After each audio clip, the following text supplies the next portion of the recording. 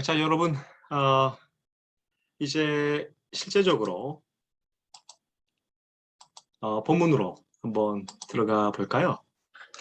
지금까지는 저희가 갈라디아서의 정황뿐만이 아니라 갈라디아서의 학문적인 이야기들을 나누었다고 한다면, 그러니까 과거에는 어떻게 갈라디아서 안에서 큰 논쟁이 있었고, 지금은 어떠한 부분 때문에 논쟁이 있는지 이런 부분들을 대략 한번 살펴보았다고 한다면 지금 이 시간부터는 직접적으로 서신의 형식의 이해 안에서 바라본 갈라디아서를 살펴보도록 하겠습니다.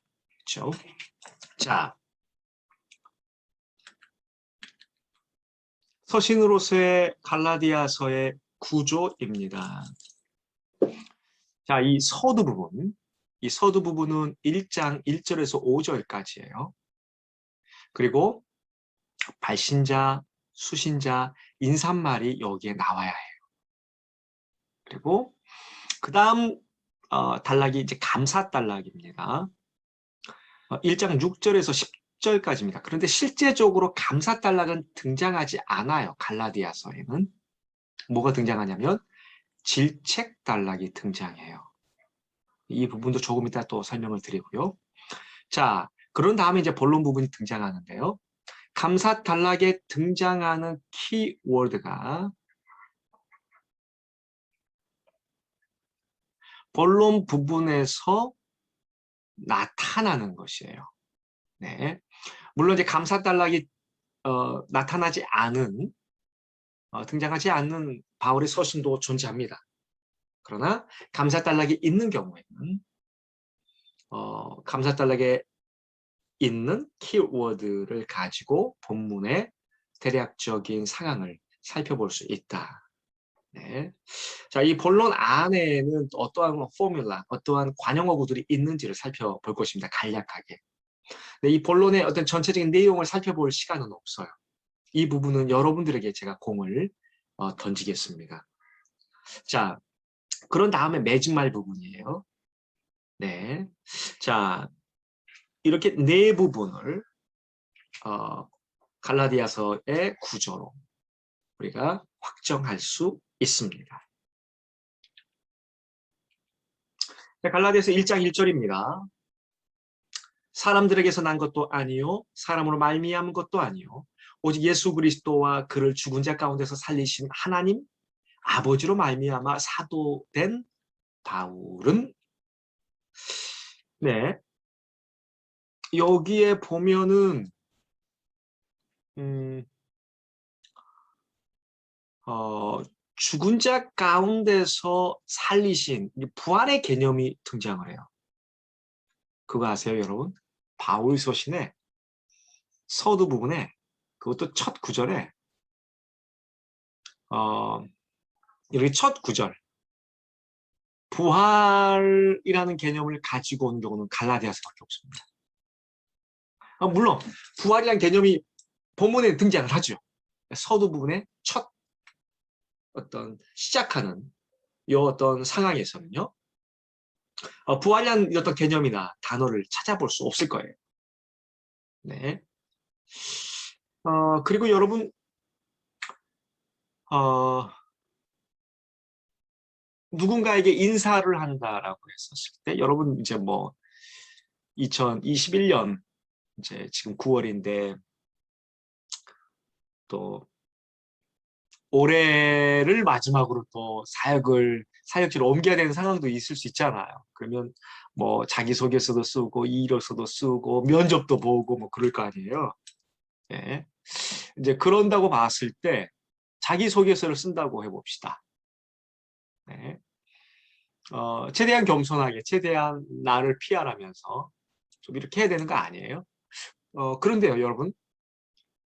지금 1장 1절이에요. 물론 바울과 갈라디아 교인들의 비록 짧은 기간이었지만 밀접한 관계, 관련성이 있다는 것을 감안한다 치더라도 네, 멀리 떨어져 있는 상황에서 한참 지난 상황에서 1장 1절 첫 어떤 이 진술을 이렇게 한다고 생각해 보십시오. 여러분, 정말 놀라운 것은요. 그냥 우리 뭐 이 갈라디아서 뒤에 있는 것을 봐보죠. 뭐. 에베소서 봐보세요. 네. 빌립보서 봐보세요. 네, 첫 구절들요. 골로새서 1장 1절 봐보세요. 데살로니가 1장 1절, 후서 1장 1절, 네. 디모데 전서 1장 1절, 후서 1장 1절, 디도서 1장 1절.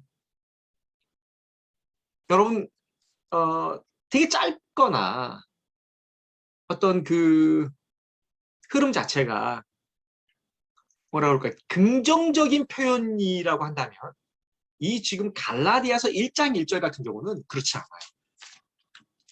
네.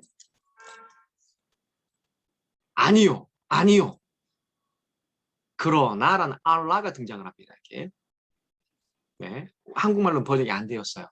그러나 그러니까는 이게 마치 조금 화가 난 사람이 따지듯이 이야기하고 있는 것이에요. 좀 그렇지 않습니까? 느낌 자체가? 자, 사람들에게서 난 것도 아니요 사람으로 말미암은 것도 아니요 오직 예수 그리스도와 그를 죽은 자 가운데 살리신 하나님 아버지로 말미암아 사도된 바울은이라는 표현. 여기에서 이제 사도라는 이 표현을 이렇게 이 모든 것들이 수식한다라고 생각해 보면 분명히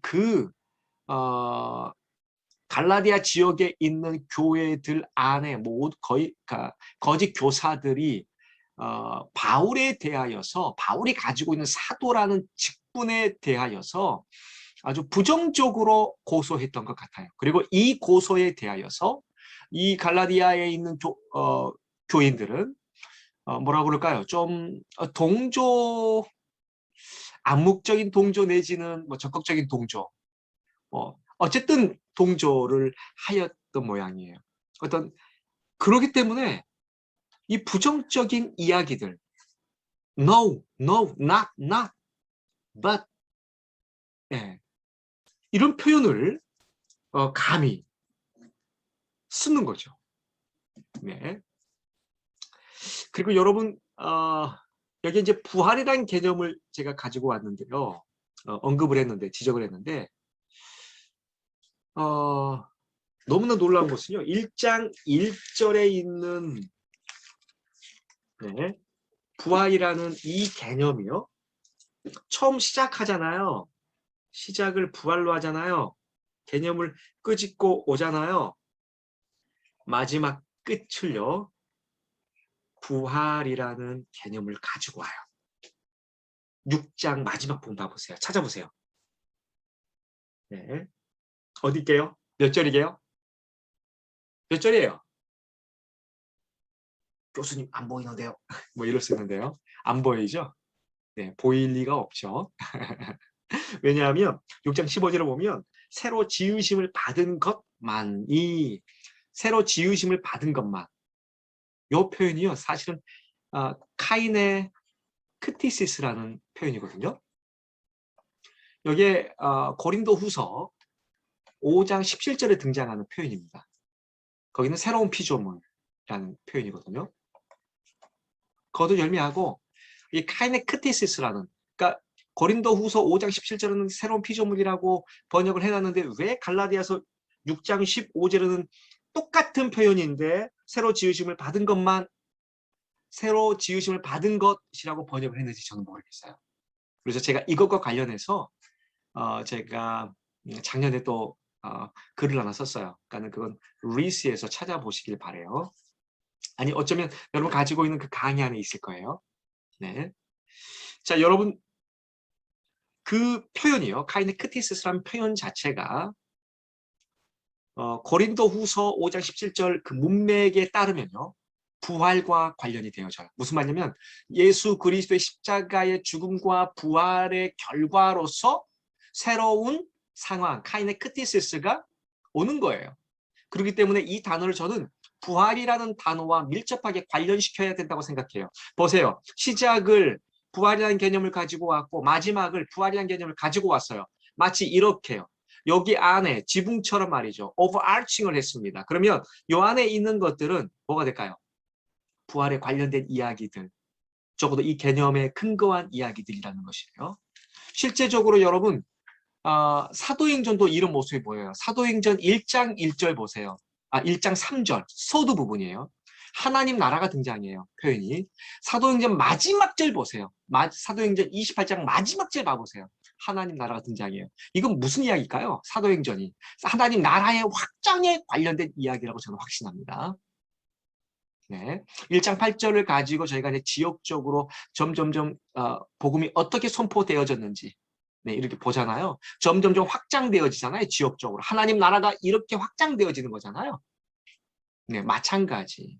그러니까 이것도 사도행전도 오버라이팅이 되는 거죠. 마치 지붕처럼. 이 안에 있는 것은 하나님 나라의 확장의 어떤 모습이 있다라는 어떤 단서들을 보여주는 거죠. 자, 그러면 갈라디아서로 돌아와서 부활이라는 개념이 이렇게 처음과 시작으로 이렇게 처음과 끝을 맺었다면 과연 부활이라는 개념이 무엇입니까? 이 당시에, 이 당대의 사람들에게 있어서 부활이라는 개념은 새 시대, new age, new era, 새 시대의 도래, arrival, 도착, 새 시대가 왔다라는 개념이에요. 네, 아주 중요한 개념이죠. 네.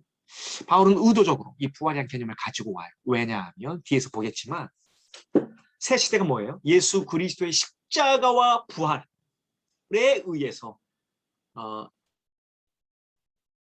가져오게 된, 시작된 새 시대 아닙니까? 그런데 옛 시대의 잔재, 즉 옛 시대의 잔재 특징들이라고 한다면 율법 그리고 할례, 이 옛 시대의 잔재에 목매달고 있는, 붙잡고 있는 이 갈라디아 교인들 때문에 그렇습니다. 그리고 거짓 교사들 때문에 그렇습니다. 자, 어쨌든 화가 난 어떤 화라기보다도 어떤 감정의 표현이 이렇게 실려 있습니다. 아니요, 아니요. 그러나 나는 그리스도와 아버지로부터 된 사도된 사람이다 라는 것입니다. 자, 여러분 갈라디아서 1장 2절에 보면요. 서두 부분에서 이례적으로 공동 발신인이 언급이 되어져요. 네. 여러분 공동 발신인이라는 표현을 써야 해요. 여기에서 공동 저자라는 이런 표현을 절대 쓰지 마세요. 이 갈라디아서나 공동 발신인들이 등장하는 여 표현들이 있다고 해도 모두 바울이 기록한 것입니다. 바울이 저자예요. 이들은 발신인들입니다. 공동으로. 공동 저자가 아니고. 아마 이 공동 발신인들은 아마도 역할들이 아마도 이 편지를 전달해 줬을 사람일 수도 있어요. 네, 꼭 그렇다고 단정을 지을 수는 없지만 그럴 가능성이, 개연성이 있다. 그리고 또 이런 거예요. 제가 여러분 이 전 시간에 1차 시에서 토마스 슈라이너 교수님, 마크 사이프리드 교수님을 언급했을 거예요. 제가 그런 저의 그 선생님, 스승님을 언급을 하면 여러분 어떤 느낌이 드나요? 네, 와우. 여러분 책으로만 보는 슈라이너 교수님, 마크 사이프리드 교수님 이런 분들이잖아요. 책으로만 보는 아주 뭐 유명한 분들이니까. 그 교수님의 제자네? 이런 생각이 딱 들죠. 마찬가지입니다. 여기 지금 언급되어지는 바울이 언급하는 공동 발신인들 이 사람들 말이죠. 물론 제가 고린도전서 때 설명할 거예요. 이런 사람들은요.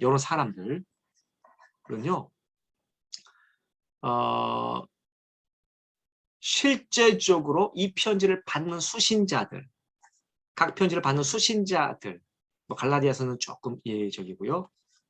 수신자들과 밀접한 관련이 있는 사람들이에요. 네. 수신자들과 밀접한 관련이 있다.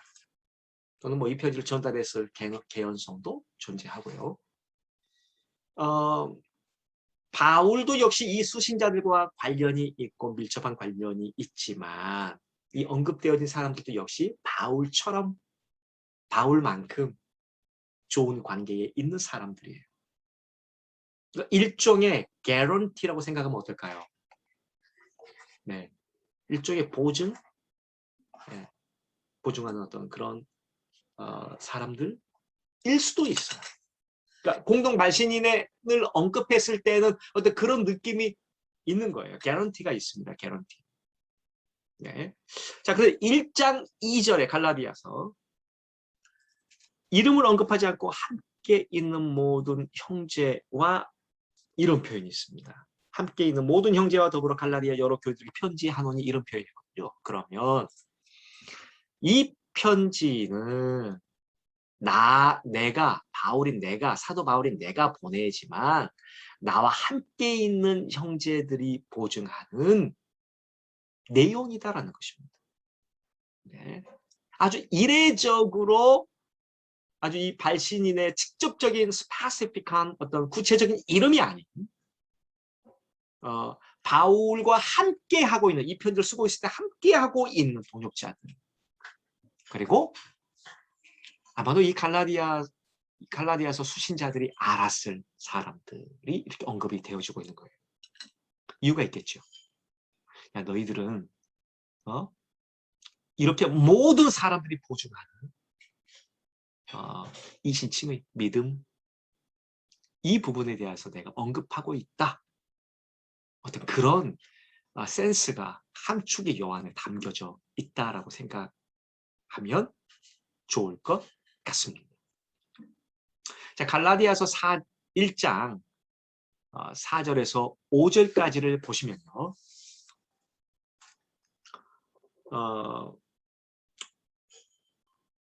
먼저는 여러분 이 3절 같은 경우 할 말이 되게 많은데요. 시간이 이제 부족하니까. 원래 1장 1절에서 3절까지 딱 끝나야 돼요. 여러분 지금 분명히 여러분들은 전부 그 와이머 교수님의 책을 읽어야 될 것이거든요. 서평을 위하여서. 그걸 보시면 형식이 서두 부분이 딱 1절에서 3절까지 딱 끝나야 되는 거예요. 4절과 5절은 원래 엄밀하게 보면 있으면 안 돼요. 서두, 본론, 서두, 감사달락, 본론, 끝맺음, 맺음말 이렇게 되는데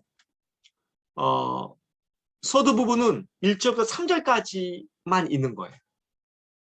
그런데 4절과 5절 여기에서 인사말이 확장이 되어져요. 네.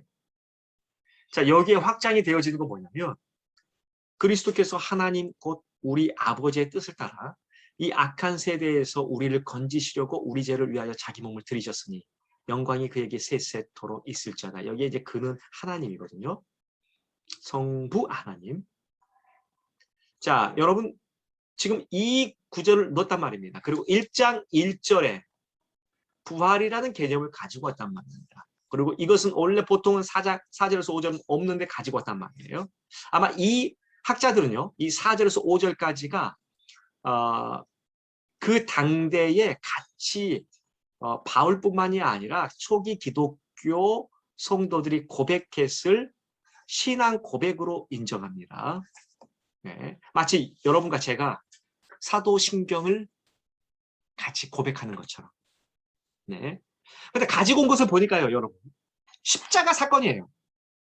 그리고 우리를 건지시려고, 그러니까 너나 나를 포함한 우리를 건지시려고 우리 죄들을 위하여 자기 몸을 능동적으로 들이셨다. 십자가에서. 라는 말이죠. 그럼 부활과 십자가, 이 사건을 계속 이야기하는 것은 새 시대가 이미 도래하였지만 너희들은 새 시대가 도래하였고 십자가와 부활의 사건을 경험한 우리들 새 시대의 백성인데 왜 옛 시대인 율법과 할례로 돌아가고자 하는 것인가라는 중요한 함축이 여기 안에 들어가 있는 것입니다. 자, 그리고 난 다음에 1장 1절에서 5절까지 가 서두 부분이고요. 갈라디아서에. 그리고 바로 감사단락이 등장을 해야 돼요. 네. 그런데 감사단락이 등장하지 않습니다. 감사단락 대신에 질책단락으로 바뀌어져 버려요. 자, 감사단락이라고 우리가 부른 이유가 있어요. 네.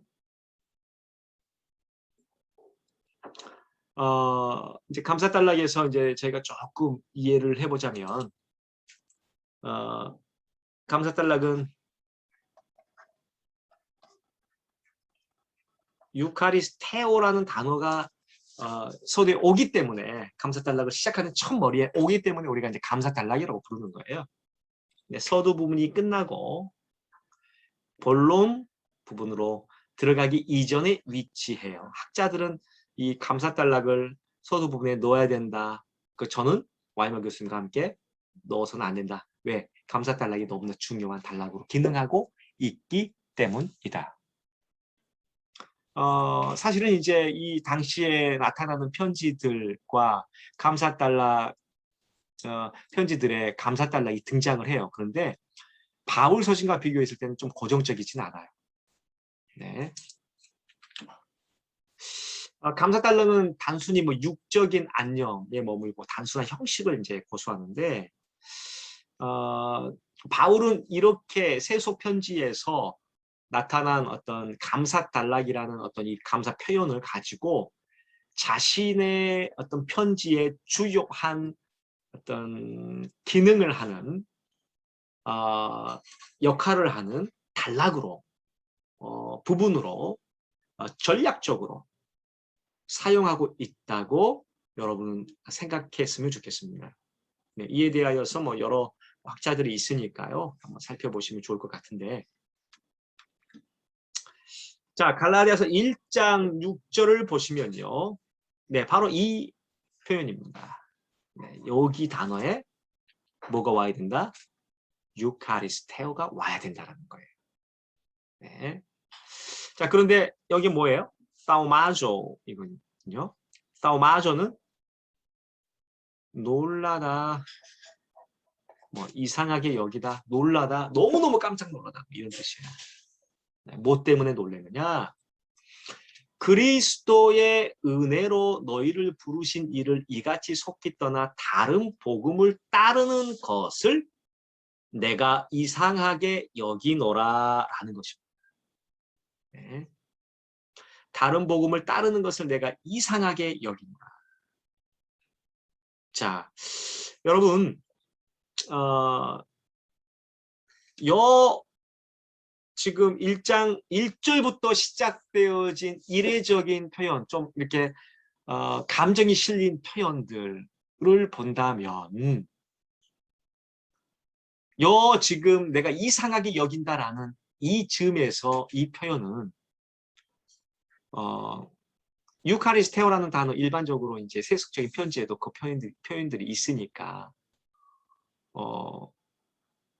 그걸 기대했을 법한데 처음 시작부터 분위기가 좋지 않으면서 1장 6절에 사우마조라는 표현이 등장하는 것을 보고 갈라디아서의 전체 분위기를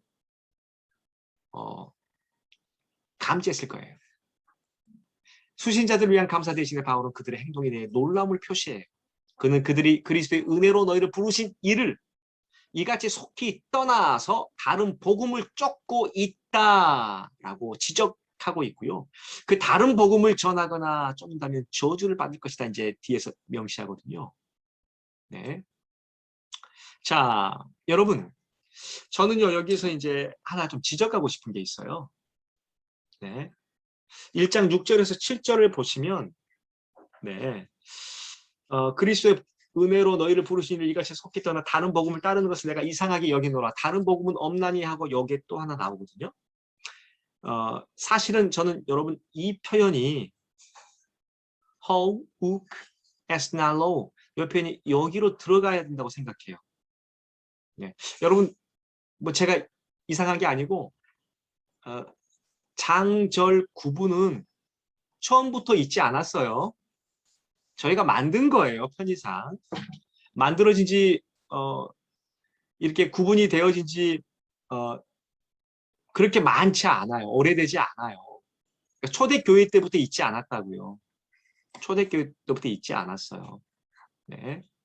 장절 구분을 했다는 것 자체는 이제 신학적으로 또 논리적으로 어떤 구분을 지을 수 있었기 때문이었겠죠. 그래서 저는 이제 개인적으로 이 장절 구분이 이렇게 잘 되어 있어서 감사한데 지금 6절하고 7절 요 사이에서 요 허욱 에스틴 알로가 7절로 이렇게 배열된 게 조금 아쉽다라는 표현을 아쉽다라고 생각해요. 여기 이쪽으로 왔으면 더 명확했을 텐데. 예. 다른 복음은 없나니라고 번역을 해버리면 안 돼요. 이것은 조금 우리가 이제 헬라어 원문에서 한글을 번역할 때 번역뿐만이 아니라 반역도 일어날 수 있잖아요. 네, 반역이 일어날 수 있어요. 이런 반역 중에, 그러니까 반역이라는 표현은 나쁜 표현이긴 한데, 그러니까 번역과 반역 좀 워드 플레이이긴 한데, 그러니까 정확하게 1대1 대응이 되는 언어는 없어요. 네. 뭐가 있어요? 없어요. 저도 지금 번역을 하고 있는데 쉽지 않아요. 1대1 대응이 안 된단 말입니다. 그러면 자연스럽게 의역이 들어가야 돼요.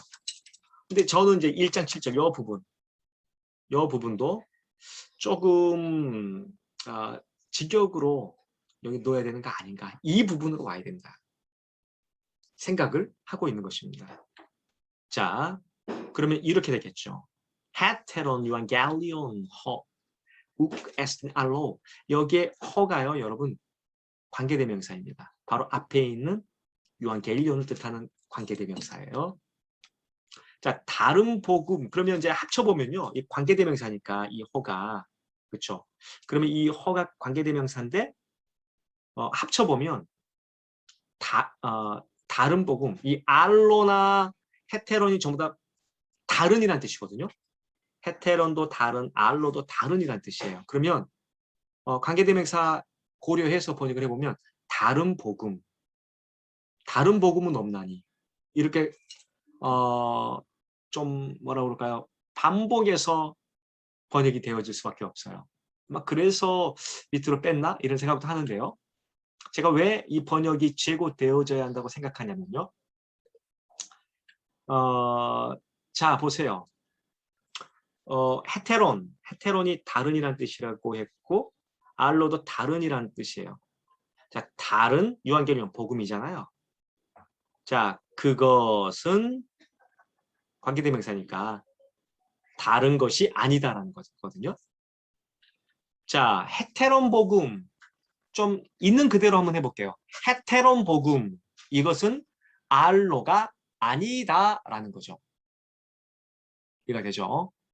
헤테론 복음 이것은 알로가 아니다. 알로 복음이 아니다라고 생각을 할 수 있어요. 자, A라는 사람이 있다고 해봅시다. B라는 사람이 있다고 해봅시다. C라는 사람이 있다고 해봅시다. D라는 사람이 있다고 해봅시다. 네. 자, 여러분, 우리 이제 전도사님들 설교 실습도 요즘에 하시잖아요. 이미 끝났죠? 네, 요즘은 아니죠. 지금 이제 뭐 3학년은 다 끝날 거 끝났을 테니까요. 네 분에게 만약에 갈라디아서 1장 1절을 설교를 시켰다고 해봅시다. 자, 여러분들 중에서 4명. 네.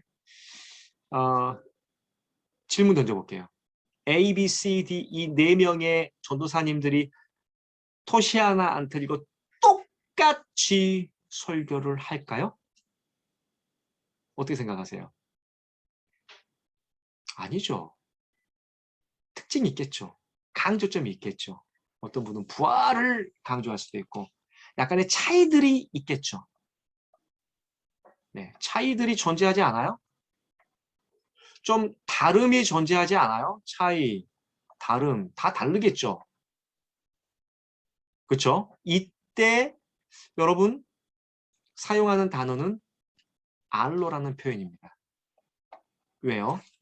여러분들은 개혁주의,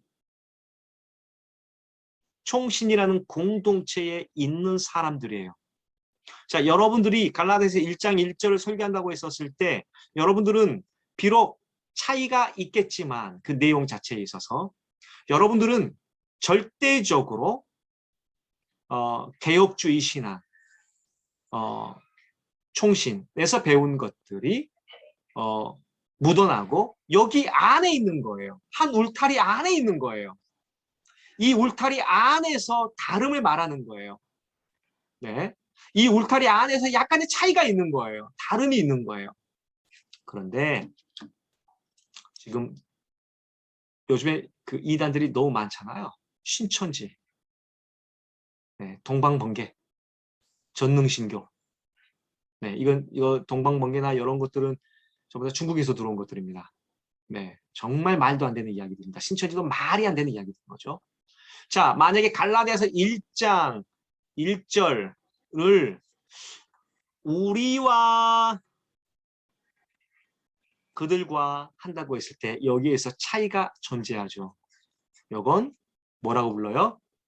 헤테론이라고 부릅니다. 네, 완전히 다른 거예요.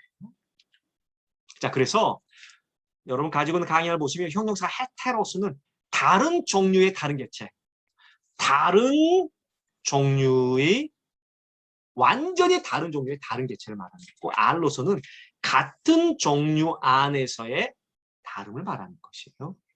자, 이 개념을 가지고 우리가 네, 제가 또 설명을 더 가지고 오긴 했는데요. 이런 의미인 거죠. 이런 의미인 거죠. 바울과 갈라디아 거짓 교사들의 차이는 바울 자신의 동역자들과의 차이 정도가 아닌 거예요. 네. 거짓 교사들의 가르침은 바울의 가르침과 완전히 다른 헤테로스죠. 거짓 교사들 가르침은 이단이잖아요. 헤테로스. 자, 바울과 동역자들이 서로 어떤 설교를 그러니까 강조 좀 다르게 한다고 할지라도 같은 초대교회 안에 있는 동역자들이죠. 그렇기 때문에 여기 안에 다름은 알로를 사용을 해야 돼요. 바울이 선포한 복음 네, 이외에 다른 복음이 존재할 수 없겠죠. 자, 그런다고 봤을 때 이것을 어떻게 우리가 이해를 해야 되겠는가? 제가 제안을 해봅니다. 그리스도의 은혜로 너희를 부르신 이를 이같이 속기 떠나 헤테론 복음, 이것은 알로 복음이 아닌 것을 알로 복음이 아닌 알로가 아닌 헤테론 복음을 따르는 것을 내가 이상하게 여기노라. 네, 이렇게 이해할 수 있습니다. 네, 그래서 여러분 이 6절, 7절을 여러분 좀 이렇게 고민할 때, 설교를 할 때, 또 읽을 때 7절의 앞부분까지 같이 오면 더 명확하게 그들이 따른 헤테론 복음은 알로가 아니었다라는 것이 분명해진다는 것을 꼭 기억했으면 좋겠습니다. 자, 8절에서 9절에 등장하는 다른이라는 표현은요, 엄밀하게 반대되는 상반되는이라는 표현이에요. 헤테론, 알로 이런 표현이 아니고 파라라는 생략보거든요. 파라라는 어떤 표현이에요. 전치사죠. 이것은 반대하여 내가 너희에게 전하였던 복음을 전했던 것에 반대하여 너희가 받았던 것에 반대하여 반대하다는 뜻이에요. 네, 그런 의미가 여기 들어있어요. 네. 자, 그런 사람들에게는 저주를 받을지어다. 이 저주가 뭘까요? 네. 여러분, 이 저주는 종말의 최종적인 파멸입니다. 종말론적인 의미가 이 안에 들어가 있습니다. 파멸입니다. 배교를 했으니까 파멸이죠. 끝이죠, 끝. 네. 자, 여기에서 우리라고 했는데요. 바울 자신이 들어가는 표현이에요. 여기서 저는 바울의 겸손함을 살펴봐요. 무슨 말이냐면 자기가 이미 전했던 복음 이외에 다른 복음을 전하면 우리라도 혹시라도 내 동력자들이 전한다고 할지라도 그들도 저주를 받을 것이다 라는 표현이에요. 이것은 복음의 메시지가 절대로 바뀔 수 없다라는 의미가 요 안에 있는 것입니다. 네, 10절까지 보는 것이에요. 10절까지 우리 감사단락으로, 그러니까 질책단락으로 보는 것입니다. 여기에서 이제 또 중요한 것은 뭐냐면요. 네. 감사단락 대신에 나타나는 이 질책단락, 감사단락의 대신에 질책단락인데 여기에서 가장 지금 강조되는 게 뭔가요? 네, 복음이에요. 계속 강조되는 게 복음이란 말이에요. 이 복음이 본론에서도 계속 강조가 되어집니다. 자, 먼저 감사단락의 기능을 봐볼게요. 감사단락의 기능을 그대로 가지고 있으니까요. 네. 목회적인 기능을 갖겠죠. 나는 너희들 때문에 하나님께 감사해. 목회자로서의 마인드. 편지의 수신자들은 엄밀하게 바울이 사역하는 현장에서 예수 그리스도를 구주로 영접한 신자들이에요. 이들이 하나님 앞에서 몸부림치고 영적으로 성장하는 모습에 대한 바울의 칭찬은 이들이 더욱더 성장하게 하는 간접적인 권면이에요. 바울이 실제적으로 성도를 돌보는 역할을 말해요. 그런데 지금 이제 갈라디아서에는 이 감사단락이 등장하지 않는다는 거죠. 자, 감사단락의 또 다른 기능은요. 이제 다음 주부터 저희가 또 각 권의 서신들을 보면서 감사단락의 성질을 볼 거예요. 기능을 볼 거예요. 자, 감사단락의 기능은요. 편지의 본론 부분에서 바울이 다루고자 하는 중요한 주제들을 미리 드러내는 기능을 갖고 있어요. 저는 개인적으로요. 바울은 자신이 다룰 그 주제를 미리 알려줌으로써 수신자들이 직면하고 있는 문제들에 대하여 바울의 권면을 받아들이도록 준비하게 하는 것이 감사단락의 주요 기능 중 하나라고 보는 거예요. 네. 이 지금 감사단락이 나타나지 않는 갈라디아서도 마찬가지예요. 지금 질책단락이 등장하는데 질책단락 안에서도 이 목회적인 마인드가 존재한다고 보는 거예요. 편지의 본론의 부분에 나타나는 중요한 주제들을 미리 드러내는 기능을 가지고 있다는 것으로 저도 이해하는 거예요. 자, 그러면 여러분이 1장 6절에서 10절까지를 보았을 때 가장 많이 등장하는 표현이 뭐예요? 네. 키 프레이즈가, 키 단어가 복음이죠. 네. 지금 이제 다른 복음이라고 했으니까요. 복음이란 말입니다.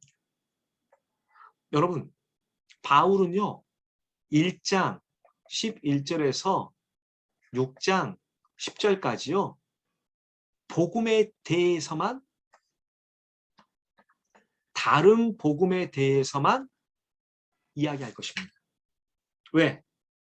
이 그 질책단락에서 감사단락의 대용인 질책단락에서 다른 복음에 대한 이야기를 하고 있기 때문입니다. 자, 그래서 여러분 갈라디아서 이에 대한 여러 주석들 중에서 주석들 거의 다 보셔도 상관없어요. 더글라스 무 교수님의 박사님의 것을 보면요. 1장 11절에서 2장 21절까지를요. 복음의 진리라는 큰 주제로 봅니다. 복음의 진리에 대한 이야기들. 자, 3장 1절에서 5장 12절은요. 복음의 변호에 대해서 이야기하는 거예요. 자, 5장 13절부터 6장 10절은요. 복음의 삶에 대한, 복음을 가지고 있는 사람들의 삶이 어떠해야 되는지, 복음의 삶에 대해서 이야기하는 것이다.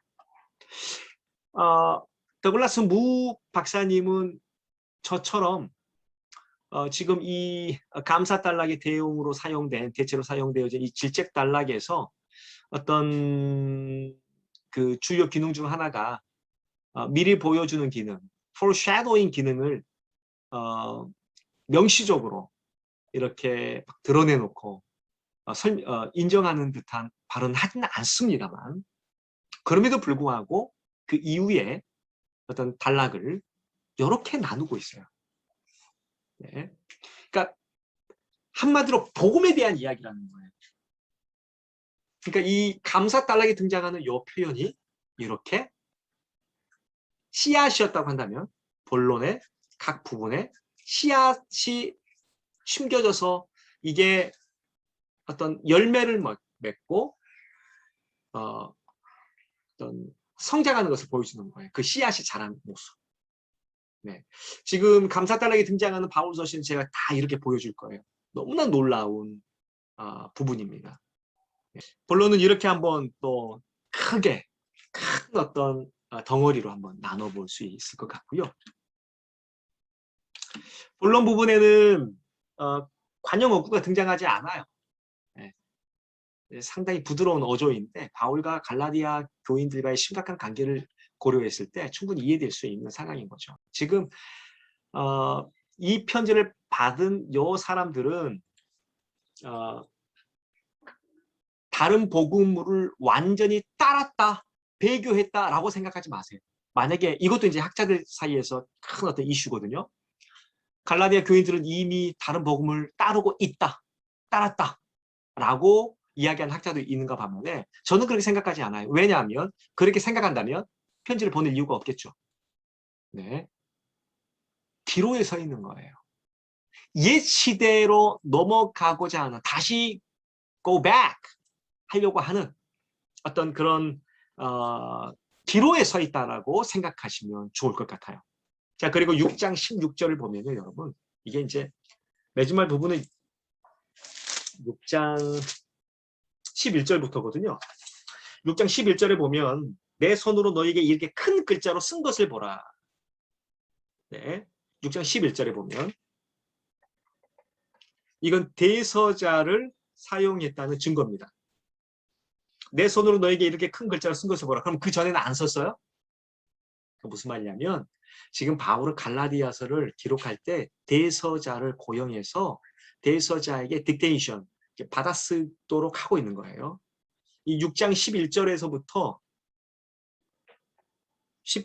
18절까지의 내용은요, 그 앞에 있는 본론과 연결을 시켜요. 신기합니다. 그리고 마지막에 보면요, 평강의 축도가 사실은 일반적으로는 평강이 하나님께서 너희와 함께 계실지어다 라고 해야 되는데 6장 16절에 보면 무릇 이 규례를 행하는 자에게와 하나님의 이스라엘에게 평강과 긍휼이 있을지어다. 아주 조건적으로 이 부분을 다루고 있어요. 조건문식으로. 자, 이 부분도 우리가 충분히 고려해 볼 필요가 있죠. 조건적이기 때문에 만약에 따르지 않는다면 이라는 큰 여지를 남기는 거예요. 아시겠죠? 네, 할 말이 너무 많은데요. 대략적인 큰 이야기들을 여러분들에게 이렇게 보여드립니다. 그러면 여러분들 좀 갈라디아서에 대한 흥미가 좀 생기잖아요. 한번 읽어보십시오. 직접 읽어보시고 오늘 제가 설명드린 것들을 근간으로 해서 한번 쭉 한번 읽어보시면 너무 좋을 것 같습니다. 사랑하는 귀한 우리 전도사님들, 오늘도 너무 수고하셨습니다. 마지막까지 최선을 다하겠습니다. 한번 기도합시다. 아버지 하나님 감사합니다. 우리 주님께서 허락하신 이 귀한 시간 또 잘 감당하였습니다. 우리에게 지혜를 주시고 마지막까지 승리할 수 있도록 은혜를 베풀어 주옵소서. 함께해 주신 주님 감사하며 예수님 이름으로 간절히 기도합니다. 아멘.